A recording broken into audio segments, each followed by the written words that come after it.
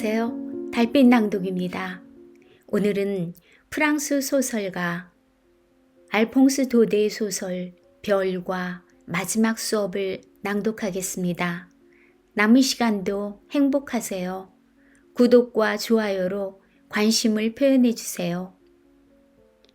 알퐁스 도데는 1840년 프랑스 니무에서 태어났다. 가르의 부유한 공장주인 아버지의 사업이 기울어가고 있었다. 16세의 소년인 그는 세베느의 한 중학교에서 자습 감독 교사가 되었다가 기회가 오자마자 파리로 가서 운 좋게도 모르니 공작의 비서가 되었다. 1870년 보불 전쟁이 터졌을 때 그는 이미 시정과 밝은 환상으로 가득 찬 작품 방앗간 소식에 의해서 알려져 있었다. 전쟁의 감동과 고통은 그의 사상을 풍부하게 하고 그의 재능을 원숙해 했다. 그의 작품으로는 소설, 별, 방앗간 소식, 사포, 마지막 수업 등이 있다. 희곡 아르레 여인은 비제가 작곡해 유명해졌다. 그는 친교를 맺은 문인들과 더불어 자연주의 일파에 속했으나 선천적으로 민감한 감수성, 섬세한 시인 기질 때문에 시정이 넘치는 요연한 문체로 불행한 사람들에 대한 연민과 고향 프로방스 지방에 대한 애착심을 주제로 하여 인상주의적인 매력 있는 작품을 세웠다.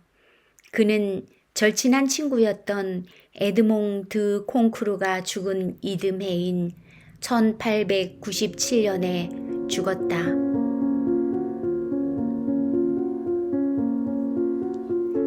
별, 알퐁스 도데. 르브롱 산맥 위에서 양치는 일을 하고 있을 무렵 나는 몇 주일씩 사람이라고는 통 그림자도 보지 못한 채 라블이라는 사냥개와 양들을 데리고 목장 안에 홀로 남아 있었습니다.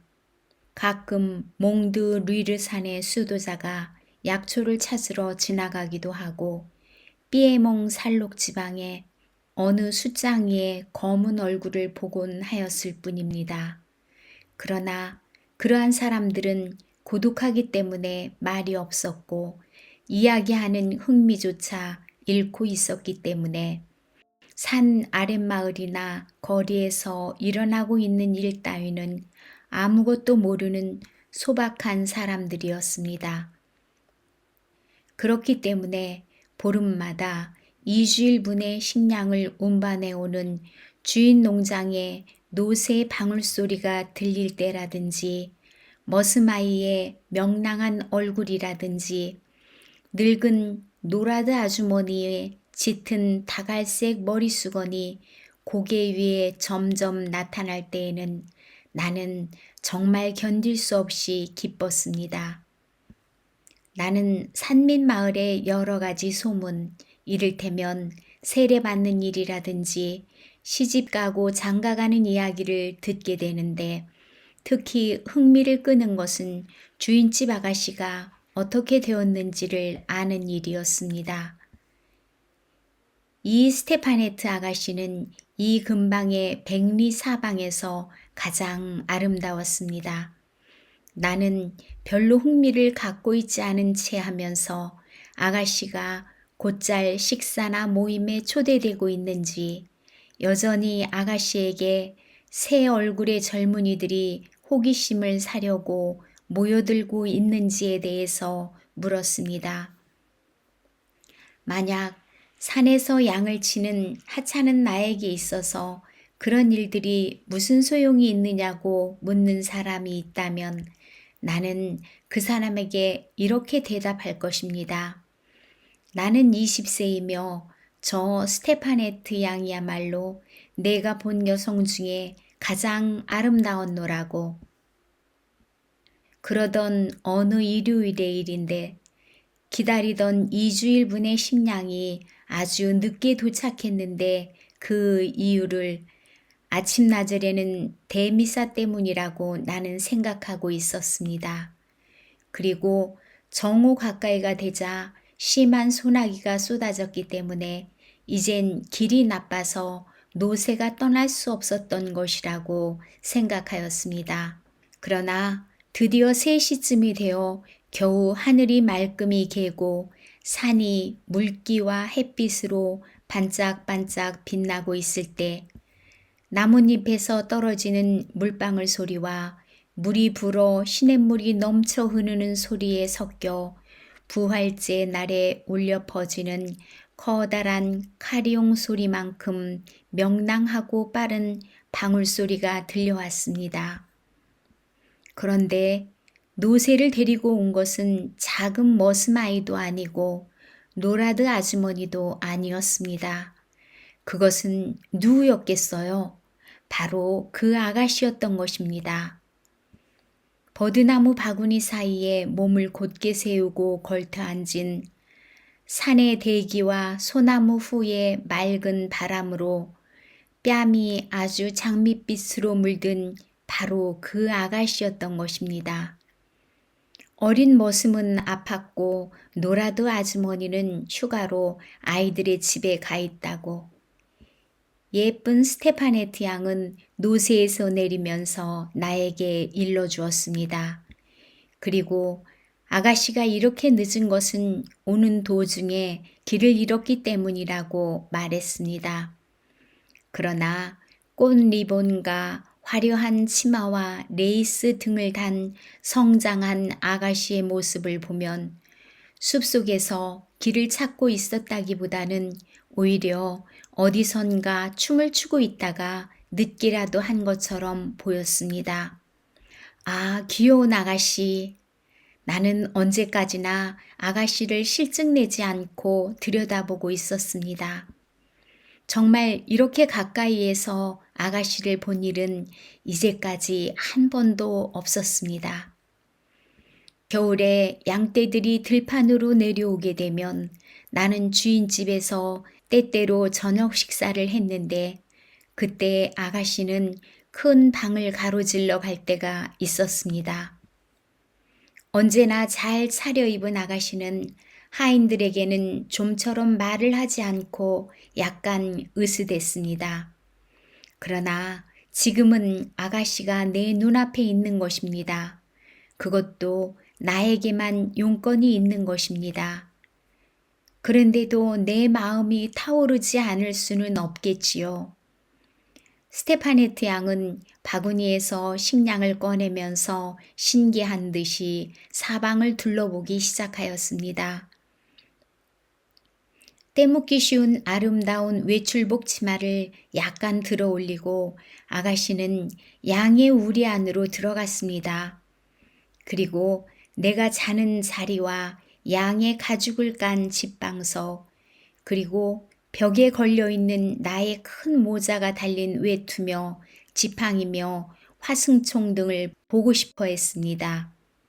이러한 것들은 모두 아가씨를 기쁘게 해주었습니다. 그러니까 당신은 여기서 살고 있군요. 항상 혼자서 얼마나 따분할까요? 무엇을 하고 있어요? 어떤 일을 생각하고 있어요? 나는 아가씨 당신의 생각을 하고 대답하고 싶었습니다. 그렇게 대답해도 거짓말은 아니었을 것입니다. 그러나 나는 아주 당황해서 분명하게 말을 할 수가 없었습니다. 아가씨도 그것을 깨달았다고 생각합니다. 그러나 심술궂은 아가씨는 농담을 해서 나를 한층 더 곤란하게 만들고는 재미있어 하고 있었습니다. 그래, 당신의 상냥한 여자친구는 때때로 당신을 만나러 올라오나요? 그건 아마 황금의 암염수가 아니면 산봉우리 밖에는 돌아다니지 않는 선녀 에스테렐이 틀림없을 거예요. 그런데 그렇게 나에게 말하고 있는 자신이 고개를 숙이고 귀엽게 웃는 것이라든지 분주하게 왔다가 급히 자취를 감추곤 하는 것이 마치 선녀 에스테랄과 꼭 같았습니다. 그럼 안녕히 가세요, 아가씨. 이리하여 아가씨는 빈 바구니를 가지고 돌아가 버리고 말았습니다. 아가씨가 작은 길을 따라 자취를 감추어 버리자 당나귀의 말굽에 채어 구르는 조약돌이 나에게는 마치 심장 위에 떨어지는 것 같은 생각이 들었습니다. 나는 그 돌들이 구르는 소리를 언제까지나 듣고 있었습니다. 그리고 나는 자신의 꿈을 깨우지 않으려고 해가 질 때까지 까딱하지 않고 잠에 취한 상태로 있었습니다. 해가 질 무렵 골짜기가 푸르스름하게 물들기 시작했고 양들이 우리로 돌아오면서 매 하고 울며 서로 밀치고 있을 때 고갯길에서 누군가가 나를 부르고 있는 소리가 들렸습니다. 아가씨의 모습이 눈앞에 다가왔습니다. 그러나 아가씨는 조금 전과는 아주 딴판으로 옷이 물에 젖은 채 추위와 공포에 바들바들 떨고 있었습니다. 산기슭에 이르러 소나기 때문에 물이 분 소그루강을 무리하게 건너려고 하다가 물에 빠질 뻔했던 모양입니다. 곤란하게도 이렇게 밤이 되어 집에 돌아간다는 것은 어림도 없는 일이었습니다. 지름길은 있어도 아가씨 혼자서 도저히 갈 수는 없는 것이고 그렇다고 해서 나는 양떼를 절대로 떠날 수는 없었습니다. 그날 밤을 산 위에서 지내야 한다고 생각하면 무엇보다도 집안 사람이 걱정할 것이기 때문에 아가씨는 몹시 괴로워하였습니다. 나는 되도록 아가씨를 안심시키려고 하였습니다. 아가씨, 7월은 밤이 짧습니다. 조금만 참으시면 됩니다. 그리고 나는 아가씨의 발과 소그루강의 물에 흠뻑 젖은 옷을 말리기 위해 급히 불을 피웠습니다. 그리고 양젓과 치즈를 가져다 아가씨 앞에 놓았습니다. 그러나 가엾게도 아가씨는 불을 쬐려고도 하지 않을 뿐더러 먹으려고도 하지 않았습니다. 아가씨의 눈에 굵은 눈물방울이 맺히는 것을 보자 나도 울고 싶어졌습니다. 그러는 동안에 아주 밤이 되었습니다. 산꼭대기에 뽀얀 햇살과 희미한 석양빛이 남아있을 뿐이었습니다. 나는 아가씨에게 우리 안에 들어가 쉬게 하려고 생각하였습니다. 새로운 볏짚 위에 새롭고 예쁜 양가죽을 깔고 아가씨에게 편히 쉬셔요 라고 말한 다음 나는 밖으로 나와 문 앞에 앉았습니다. 하느님이 증인이 되어 주십니다. 마음의 불길에 피가 타오를 듯 했지만 불순한 생각은 티끌만큼도 일어나지 않았습니다.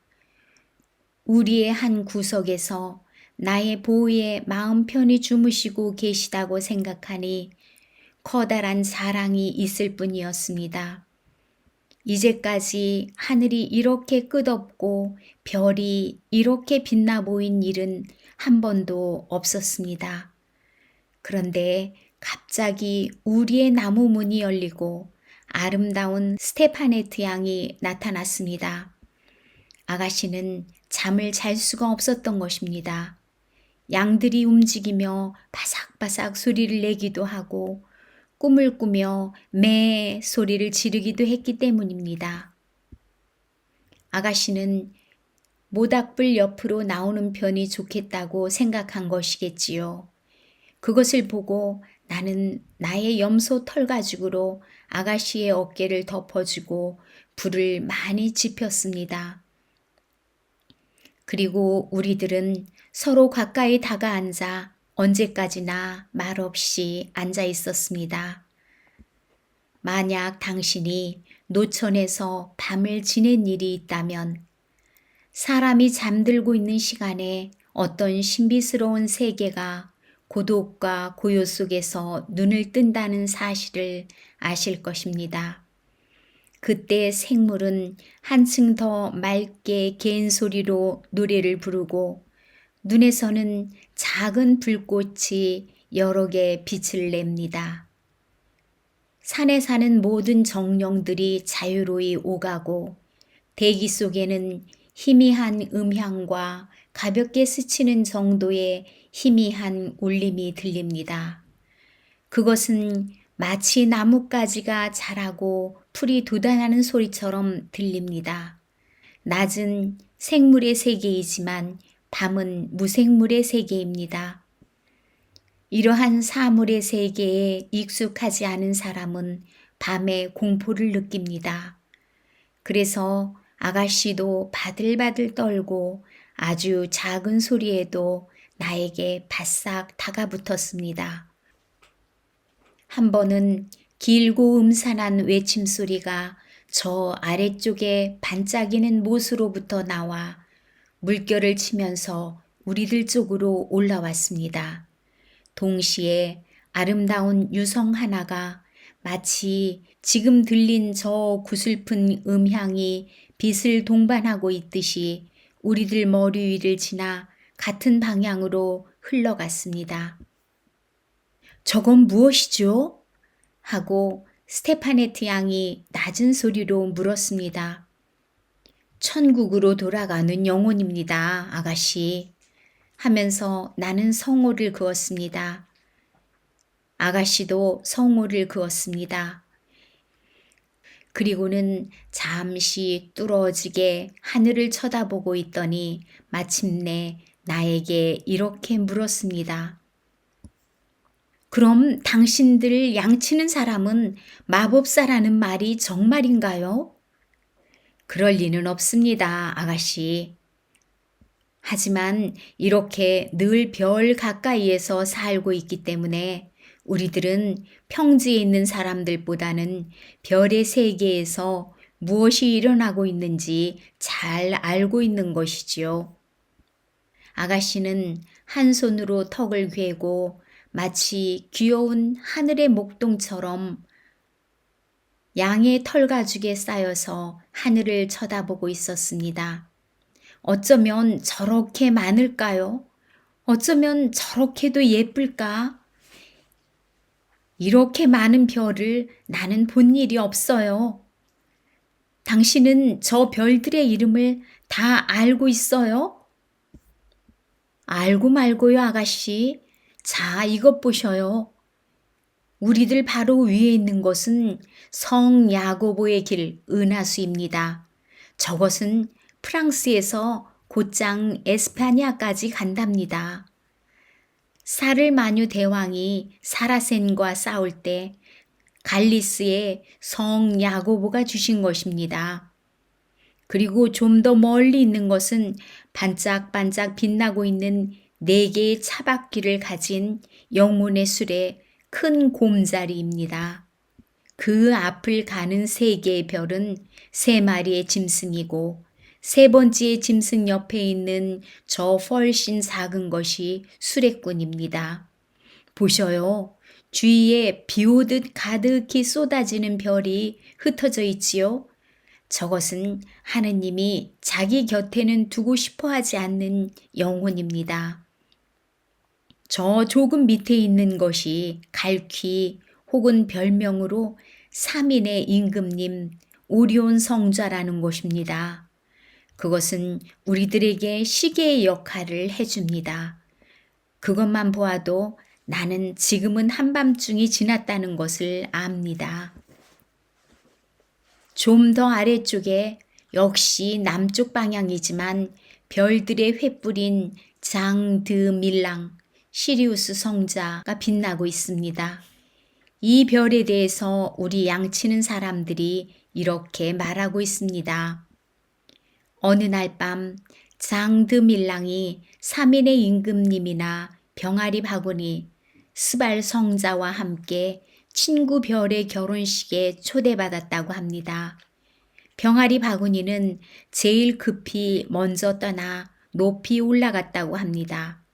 자, 저 별을 보셔요. 하늘 꼭대기에 있잖아요.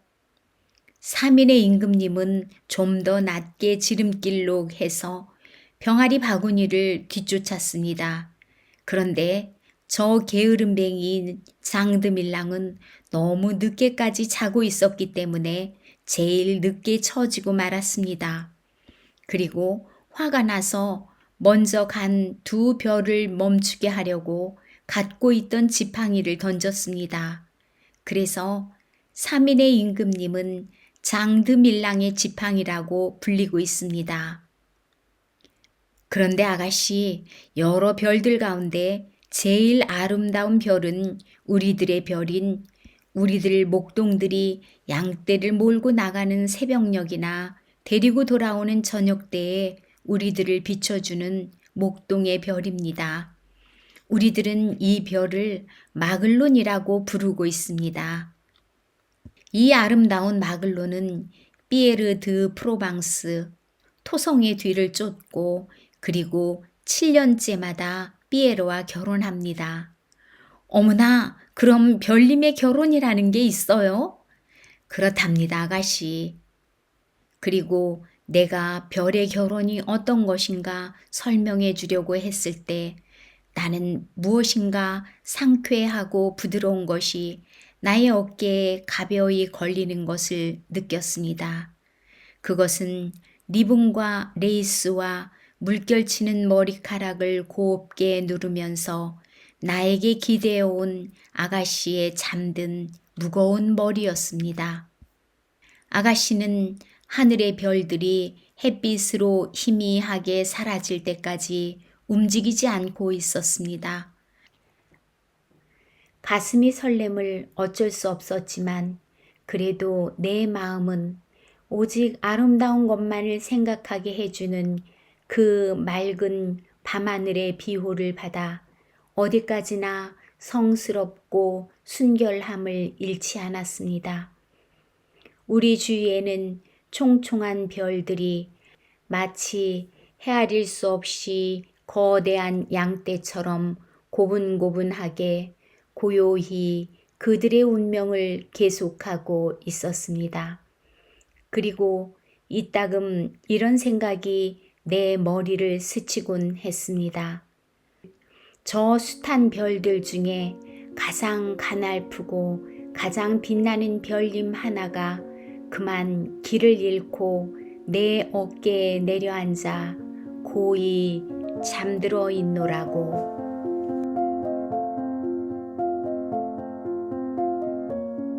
마지막 수업 알퐁스 도데. 그날 아침 나는 학교에 아주 많이 늦었다. 그래서 꾸중을 들을까봐 무척 겁이 났다. 게다가 아멜 선생님이 분사에 대해 물어보겠다고 말씀하셨는데 나는 분사에 대해 아무것도 몰랐다. 순간 나는 수업을 빼먹고 산으로 놀러 갈까 하는 생각이 들었다. 날씨는 맑고 따뜻했다. 산에서는 티티새가 지저귀고 제재소 뒤에 펼쳐진 리페르 벌판에서는 프러시아 병사들이 훈련하는 소리가 들려왔다. 이런 것들이 모두 분사의 규칙보다 더 내 마음을 끌어당겼다. 그러나 용케도 나는 그 유혹들을 뿌리치고 학교를 향해 달려갔다. 면사무소 앞에 다다르자 게시판 앞에 사람들이 웅성거리며 모여 있었다. 2년 전부터 패전이라든가 징발령 또는 포고령 등 모든 언짢은 소식들이 바로 그것을 통해 전해졌다. 머릿속에 불현듯 이런 생각이 스쳤다. 또 무슨 일이 일어난 것일까? 내가 면사무소 앞 광장을 지나가려 하자 견습공과 함께 그곳에서 게시판을 읽고 있던 대장장이 와슈트가 나에게 소리를 질렀다. 예, 꼬마야. 그렇게 서두를 것 없다. 오늘은 학교에 지각할 염려는 없으니까. 나는 그가 놀린다고 생각하고는 숨을 헐떡이며 학교 운동장으로 뛰어 들어갔다. 여느 때 같으면 수업이 시작될 때까지 책상 부딪히는 소리, 교과서를 외우는 소리, 큰 자로 테이블을 두드리며 조용히 하라고 외치는 선생님의 목소리가 왁자지껄하게 들려왔을 것이다. 나는 그 떠들썩한 틈을 타서 선생님 몰래 슬쩍 자리에 가서 앉을 생각이었다. 그런데 그날은 이상하게도 마치 일요일 아침처럼 조용했다. 열린 창 너머로 벌써 제자리에 얌전히 앉아있는 친구들과 팔 밑에 쇠자를 끼고 왔다 갔다 하는 아멜 선생님이 보였다. 나는 별 수 없이 문을 열고 그 정적 속으로 들어가야 했다. 내가 얼마나 부끄럽고 두려웠는지 짐작이 갈 것이다. 그런데 이상한 일이었다. 아멜 선생님은 화도 내지 않고 나를 쳐다보시며 아주 부드럽게 말씀하셨다. 프란츠, 어서 내 자리로 가거라. 너를 빼놓고 수업을 시작할 뻔했구나. 나는 영문도 모른 채 얼른 내 자리로 갔다. 두려움이 사라졌다. 그제서야 우리 선생님의 모습이 여느 때와 다르다는 것을 알아챘다. 선생님은 학교에 손님이 오거나 졸업식 때만 입으시는 초록색 프로코트에 가늘게 주름 잡힌 레이스 장식을 가슴에 달고 수놓은 검은 비단 모자를 쓰고 계셨던 것이다. 뿐만 아니라 교실 전체에 알 수 없는 고요와 엄숙함이 감돌고 있었다. 그 중에서도 특히 나를 놀라게 한 것은 언제나 비어있던 교실 뒤편 의자에 마을 사람들이 조용히 앉아 있는 것이었다. 모자를 쓴 오젤 영감님, 예전 읍장과 집 배운 아저씨, 그리고 또 다른 마을 사람들이 앉아 있었다. 그들의 표정은 모두 슬퍼 보였다. 오젤 영감님은 커다란 안경을 쓴 채 무릎 위에 올려놓은 달아 빠진 문법책을 들여다보고 있었다. 이러한 낯선 분위기에 놀라고 있는 사이에 아멜 선생님이 교단으로 올라가서 조금 전 내게 말한 것처럼 부드럽고 엄숙한 목소리로 말씀하셨다. 여러분, 오늘은 내가 여러분을 가르치는 마지막 수업 시간입니다. 알자스와 로렌 지방의 학교에서는 독일어만 가르치라는 지시가 내려왔습니다. 내일은 새로운 선생님이 오실 겁니다. 그러니 오늘은 여러분과 내게 마지막 프랑스어 수업입니다. 아무쪼록 열심히 들어주기 바랍니다. 그 말에 나는 몹시 당황했다. 맙소사, 면사무소 앞 게시판에 붙어있던 게 이 내용이었구나. 나의 마지막 프랑스어 수업. 그러나 나는 아직도 프랑스어를 제대로 쓸 줄 몰랐다. 그래, 이제 프랑스어를 배울 수 없구나.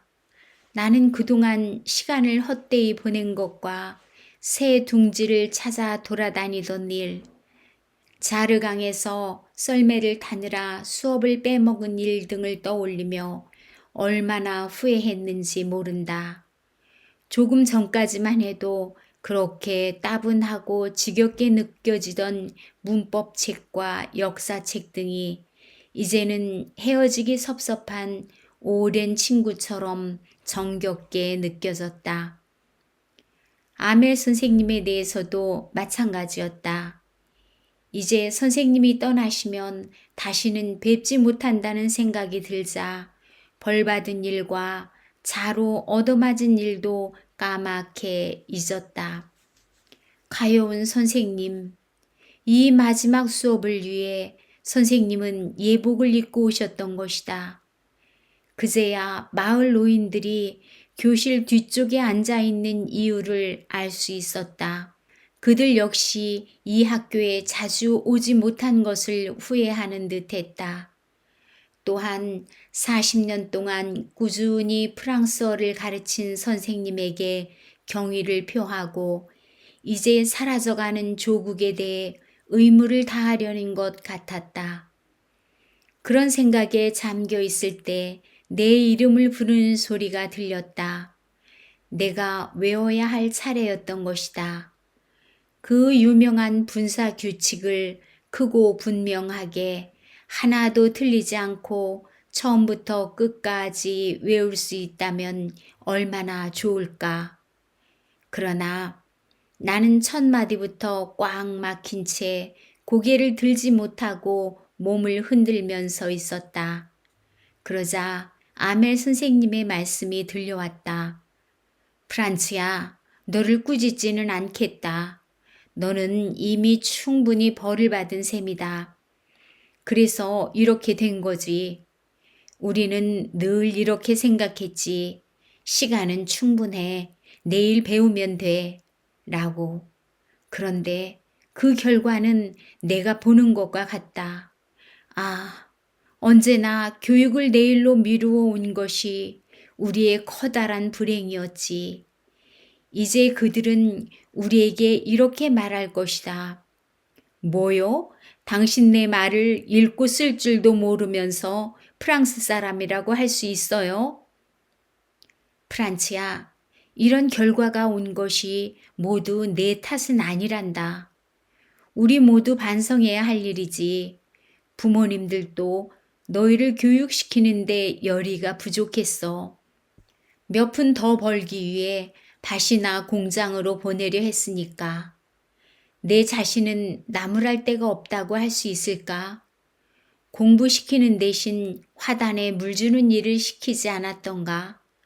송어 낚시를 가고 싶으면 서슴지 않고 너희들의 결석을 허락하지 않았던가? 이어 아멜 선생님은 프랑스어에 대해 이런저런 말씀을 하셨다. 프랑스어는 이 세상에서 가장 아름다운 언어이며 가장 분명하고 훌륭한 언어라는 것. 한 민족이 노예로 전락했을 때라도 그 언어만 지키고 있으면 감옥의 열쇠를 쥐고 있는 것과 마찬가지라고. 그리고 선생님은 문법책을 들고 우리가 배워야 할 부분을 읽으셨다. 나는 나의 이해력에 놀라지 않을 수 없었다. 선생님의 말씀이 그렇게 쉬울 수가 없었다. 하긴 그처럼 정신을 차리고 귀를 기울여 본 적이 없었고 선생님 또한 그처럼 정성스럽게 설명하신 적이 없었다. 선생님은 마치 떠나시기 전에 자신이 가지고 있는 모든 지식을 우리에게 가르쳐 주시려는 듯 했다. 문법 시간이 끝나고 글 쓰는 시간이 되었다. 그날 아멜 선생님은 새로운 교본을 만들어 오셨는데 거기에는 아름다운 글씨체로 프랑스, 알자스, 프랑스, 알자스라고 쓰여 있었다. 그것은 우리의 책상 위에 매달려 마치 깃발처럼 교실 가득히 휘날렸다. 그때 모두들 얼마나 열중하고 얼마나 조용했는지 오직 종이 위에 펜이 움직이는 소리만 들렸다. 중간에 풍뎅이 몇 마리가 들어와 한참 동안 윙윙거렸지만 누구 하나 거기에 신경을 쓰는 사람이 없었다. 어린 꼬마들도 글자 한 획 한 획을 긋는데 열중했다. 학교 지붕 위에서는 구구 하는 비둘기의 울음소리가 들려왔다. 그 소리를 들으며 나는 이런 생각을 했다. 저들은 비둘기에게까지 독일어로 노래하라고 강요하지 않을까? 가끔 책에서 눈을 떼고 고개를 들었을 때 아멜 선생님은 교단 위에서 꼼짝하지 않고 주위에 있는 물건들을 눈여겨보고 계셨다. 마치 학교 전체를 눈 속에 담아가려는 것처럼 보였다. 생각해보면 그럴 만도 했다.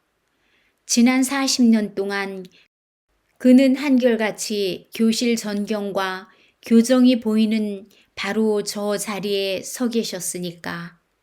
다만 의자와 책상이 오랜 세월 속에 닳고 닳아서 번질거리고 교정의 호두나무들이 크게 자랐으며 선생님이 손수 심은 호프나무가 이제는 창과 지붕까지 가려주는 것이 달라졌을 뿐이었다. 그 모든 것과 헤어져야 한다는 것이 선생님에게는 얼마나 가슴 아픈 일이었을까. 그리고 그의 누이 동생이 위층 방에서 짐을 싸는 소리를 듣는 것이 얼마나 큰 슬픔이었을까. 내일이면 이들은 영원히 이 고장을 떠나야 한다. 그러나 선생님은 끝까지 수업을 하셨다. 글쓰기 다음에는 역사 공부를 했다. 이어서 어린 학생들이 목소리를 맞추어 발음 연습을 했다. 교실 뒤에서는 오젤 영감님이 안경을 끼고 아베스의 독본을 두 손에 든 채 꼬마들과 같이 한자 더듬더듬 읽고 있었다. 그 역시 글을 읽는 일에 열중했는데 격한 감정 때문인지 음성이 떨렸다.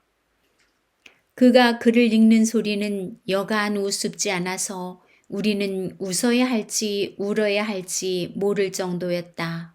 아, 나는 이 마지막 수업을 영원히 잊지 못할 것이다. 그때 갑자기 교회에서 정오를 알리는 시계 소리가 들려왔다. 그리고 3종 기도를 알리는 종소리가 들렸다. 그와 동시에 훈련에서 돌아오는 프러시아 병사들의 나팔 소리가 창 밑에서 울렸다. 그러자 아멜 선생님은 창백한 얼굴로 교단에 섰다. 선생님의 키가 그렇게 커 보인 것도 그때가 처음이었다. 여러분, 선생님이 입을 열었다. 나는. 그는 말문이 막혀 더 이상 말을 잇지 못했다. 대신 그는 칠판 쪽으로 돌아서서 분필 한 조각을 집어들고 있는 힘을 다해 최대한 크게 썼다. 프랑스 만세. 그런 다음 벽에 머리를 기댄 채 꼼짝하지 않고 서 있었다. 그런 뒤 그는 말없이 우리에게 손짓을 했다. 이제 다 끝났다. 모두 돌아가거라.